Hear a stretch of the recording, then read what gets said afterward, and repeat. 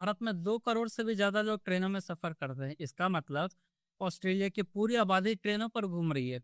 लेकिन इतना बड़ा रेलवे नेटवर्क होने के बावजूद भी इतनी ट्रेनों में इतनी खचाखच भीड़ क्यों होती है?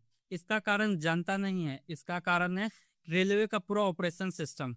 तो अब हम लोग जानते हैं कि ट्रेनों में इतनी भीड़ क्यों होती है। हम उसके बारीकी से हर एक कारण को जानेंगे, टेक्निकल कारण को जानेंगे, और साथ ही साथ के एस्पेक्ट से भी कारण जानेंगे। और आपकी network size and scale, Bharat दुनिया का वो सबसे बड़ा देश है जिनमें यूएसए, चाइना, रसिया के बाद चौथे नंबर पे दुनिया का सबसे बड़ा रेल नेटवर्क आता है। अगर देश में टोटल रूट लाइन लेंथ की बात की जाए तो लगभग 69,000 किलोमीटर तक का रास्ता है, और 1,35,000 किलोमीटर तक का टोटल ट्रैक है। जिसमें से 1.23 मिलियन लोग अभी कार्यरत है जॉब पर रेलवे में। और अगर डेली पैसेंजर्स की बात की जाए तो इंडिया में लगभग 13,000 पैसेंजर ट्रेनें रोज चलती हैं, जो लगभग 23 मिलियन लोगों को रोज उनको उनकी मंजिल तक पहुंचाती हैं। अगर मालगाड़ी की बात की जाए तो लगभग 11,000 ट्रेनें रोज रात को दोपहर में चलती हैं, जो लगभग 1,580 मिलियन टन तक का भार उठाती हैं।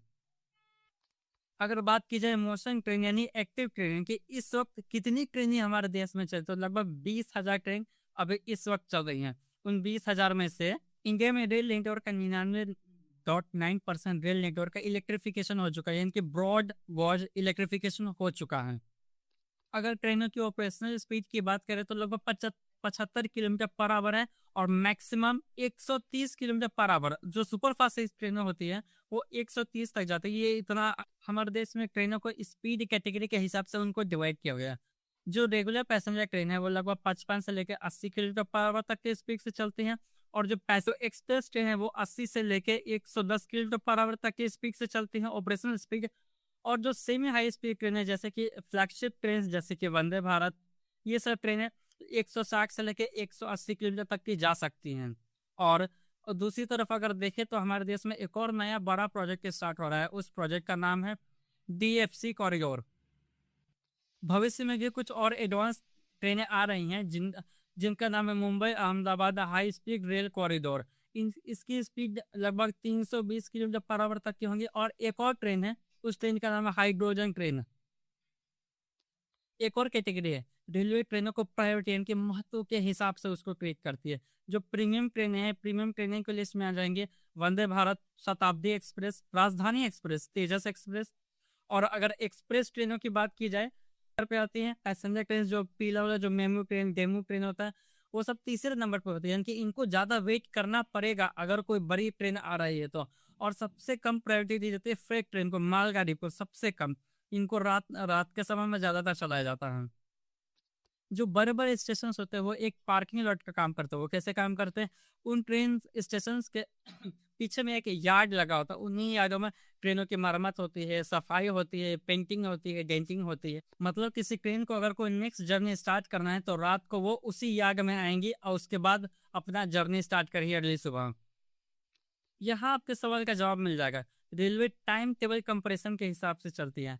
आप और हम लोग हमेशा सोचते हैं कि ये सब रेलवे की जिम्मेदारी है, रेलवे का मैनेजमेंट खराब है, रेलवे का स्टाफ सही है। नहीं, ऐसा कारण नहीं है।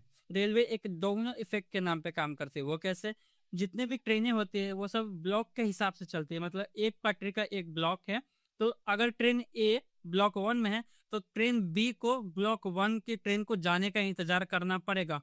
और इसी वजह से आपने देखा कि स्टेशन के पहले भी ट्रेनें कुछ रुक जाती हैं। यही कारण है, क्योंकि प्लेटफॉर्म पे जगह नहीं मिल पाता है, या तो ब्लॉक 1 भरा हुआ है। तो रियलिटी क्या है, सच्चाई है कि बहुत सारे route already maximum maximum speed पे चल रही है। और मैं मतलब कि सारे की सारी रूट पहले से ही भरी हुई हैं। और इसी की वजह से एक डोमिनो इफेक्ट हो जाता है। मतलब कि ट्रैफिक सिग्नल्स पे आपने देखा होगा, अगर एक गाड़ी ने यहाँ से आगे से रोका तो पीछे से सारी गाड़ियां, मतलब एक ट्रेन 5 मिनट रुकती है तो पीछे की सारी लाइन से ट्रेन सब 5-5 मिनट रुकेगी, और हो गया 50 मिनट। रेलवे को एक बड़ी बड़ी और लंबी दूरी तय करने पर तो उनको अपना लोकोमोटिव चेंज करना जरूरी होता है। क्यों जरूरी होता है? क्योंकि कुछ पटरियों में कुछ डिफरेंट इलेक्ट्रिफिकेशन सिस्टम्स लगे हुए थे, जिनको ऐसे उनको अपना लोकोमोटिव चेंज करना होता है। और लोकोमोटिव चेंज करना लगभग 15 से 25 मिनट तक का टाइम। और सबसे लास्ट कारण, ट्रेन ड्राइवर्स ट्रेन को कार के जैसे ड्राइव नहीं करते हैं। ट्रेन ड्राइवर एक्चुअली कभी वो पूरी तरह से ट्रेन को कंट्रोल ही नहीं करते हैं।